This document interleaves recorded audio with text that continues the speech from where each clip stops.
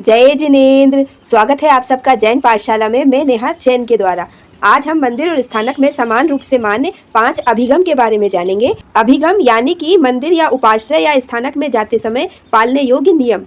सबसे पहला है सचित का त्याग। सचित यानी कि जिसमें जीव होता है, यानी कि लिविंग थिंग। जैन दर्शन वह बीज जिसमें पुनः उगने की क्षमता होती है उसे लिविंग थिंग मानता है, यानी कि हर बीज में एक आत्मा होती है ऐसा मानता है। साथ ही पृथ्वी काय, अपकाय, वनस्पति काय और तेजस काय यानी कि अग्नि, ये सब भी लिविंग थिंग ही है। इसलिए स्थानक में जाते समय हमें इलायची, किशमिश, बादाम, पान, फल, फूल, बीज, अनाज, सब्जियां, ये सभी सचित वनस्पतियां, कच्चा पानी, नमक, लालटेन, चालू टार्च, चालू सेल की घड़ी, मोबाइल फ़ोन आदि साथ में लेकर नहीं जाना चाहिए।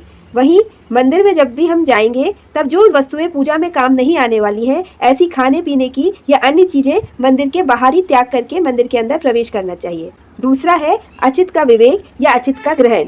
जब भी हम स्थानक में प्रवेश करेंगे तब हमें अचित का विवेक रखना है। घमंड सूचक वस्तुएं होती हैं जैसे कि छत्र, चामर, जूते, लाठी, वाहन, शस्त्र, ये सब बाहर ही एक तरफ रखकर स्थानक के अंदर प्रवेश करना चाहिए। साथ ही पुरुषों को सामायिक के लिए महासती जी के सामने और बहनों के सामने वस्त्र नहीं बदलने चाहिए, बल्कि एक तरफ जाकर वस्त्र बदलने चाहिए। वहीं मंदिर में अचित का ग्रहण बताया गया है।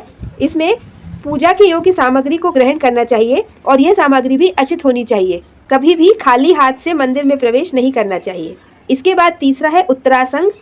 स्थानक में उत्तरासंग का अर्थ होता है कि मुपत्ति बांधकर या मुंह पर रुमाल रखकर ही हमें देव और गुरु के समक्ष जाना चाहिए। खुले मुंह वहां पर नहीं बोलना चाहिए।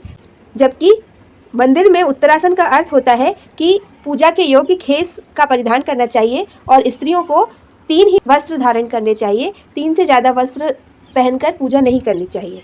इसके बाद चौथा है अंजलिकरण। अंजलिकरण का अर्थ होता है हाथ जोड़ना। मंदिर, उपाश्रय या स्थानक में जब भी हम प्रवेश करेंगे तो जहाँ से भी हमें देव और गुरु के दर्शन होते हैं वहीं से थोड़ा झुकते हुए हाथ जोड़कर ही मंदिर, स्थानक या उपाश्रय में प्रवेश करना चाहिए और देव गुरु को विनयपूर्वक वंदन करना चाहिए।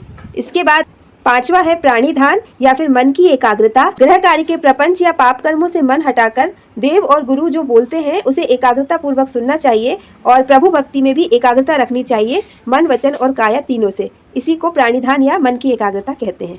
5 अभिगम को याद करने का एक छोटा सा सूत्र है। सचित त्याग अचित रख, उत्तरा संग कर जोड़, कर एकाग्र चित्त को, सब झंझटों को छोड़। आशा है अब आप जब भी मंदिर, स्थानक के उपाश्रय में प्रवेश करेंगे तब इन 5 अभिगमों को जरूर धारण करेंगे। वीडियो पसंद आए तो वीडियो को लाइक, शेयर जरूर कीजिएगा और मेरे चैनल को भी सब्सक्राइब कीजिएगा। साथ ही ये रिलेटेड वीडियो भी देखिएगा। धन्यवाद। जय जिनेन्द्र।